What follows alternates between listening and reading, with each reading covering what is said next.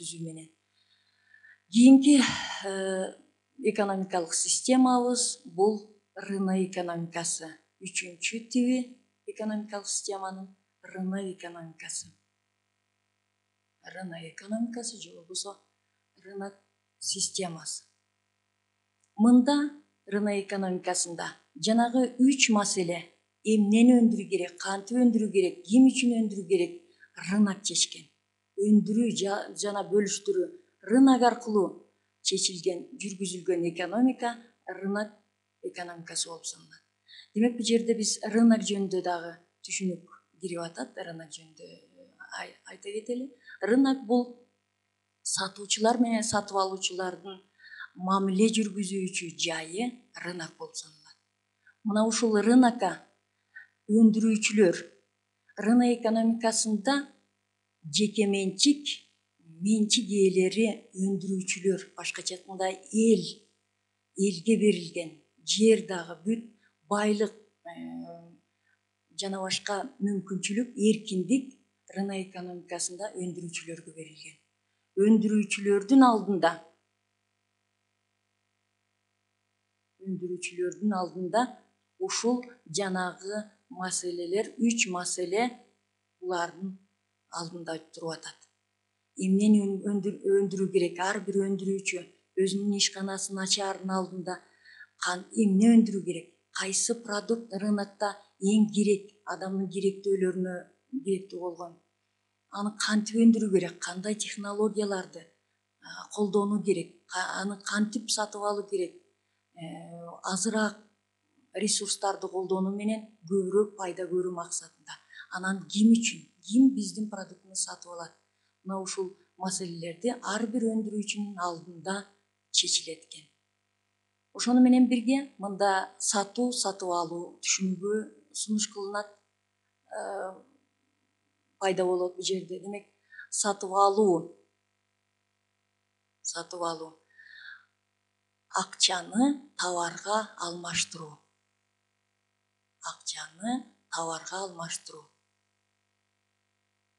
Ал эми сатуу болсо,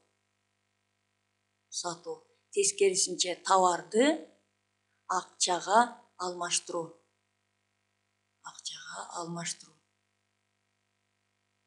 Мына ушул сатып алуу, демек товар, башкача айтканда, товар деп эмнени айтабыз? Товар бул өзүңөн ашык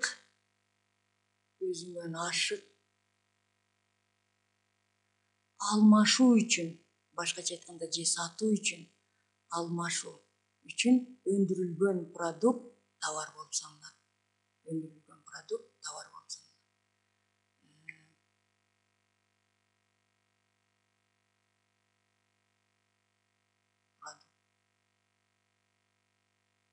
Ал эми рынок экономикасынын өзгөчөлүктөрү адамдын керектөөлөрүнүн бардыгын канааттандырууга мүмкүнчүлүк түзүлөт экен.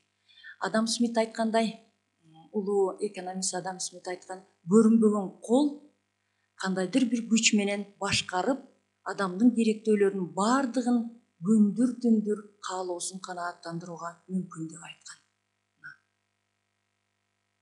Адам Смит. Ошондуктан булар өндүрүүчүлөр пайда көрүү максатында, мотив прибыли деп коет. Башкача айтканда, ошо пайда көрүү максатында бардык адамдарга эмне керек болсо ошонун баары менен камсыз кылууга, түрлүү товарларды сунуш кылууга мүмкүнчүлүгү болот экен. Акыркы 4-үнчү экономикалык системанын тиби бул аралаш экономика. Аралаш экономика болгондо, демек, көпчүлүк мамлекетте бардыгы аралаш экономика дейт экенбиз. Мисалы, Кыргызстанда аралаш экономика, Америка Кошмо Штаты же болбосо Россия болобу, кайсыл экономикалык система менен өнүгүп атат десек, биз аралаш деп жооп берет экенбиз. Себеби бардык мамлекеттерде экономикалык системанын элементтери сөзсүз камтылат экен. Бирөөсү үстөмдүк кылынат экен, мисалы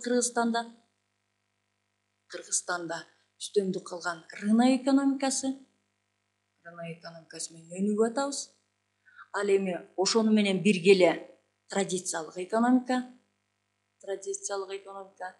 бул азыр эле жогоруда да айттык, традициялык экономика атадан балага берилген, азыркы учурда деле боз үй өндүрүү, боз үй жасоо, ээр чаап, мал чарбачылыгы менен алектенгендер, ошондой эле шырдак жана башка сайма кол өнөрчүлүгү менен эмгектенген адамдар өзүнүн продукцияларын сунуш кылып атышат. И борбордоштурулган буйрукчул пландык экономика азыркы учурда деле Кыргызстанда өкмөт тарабынан план түзүлүп, парламент ошолорго көз болушуп, бюджет түзүлгөндө ошол бардыгы пландык экономика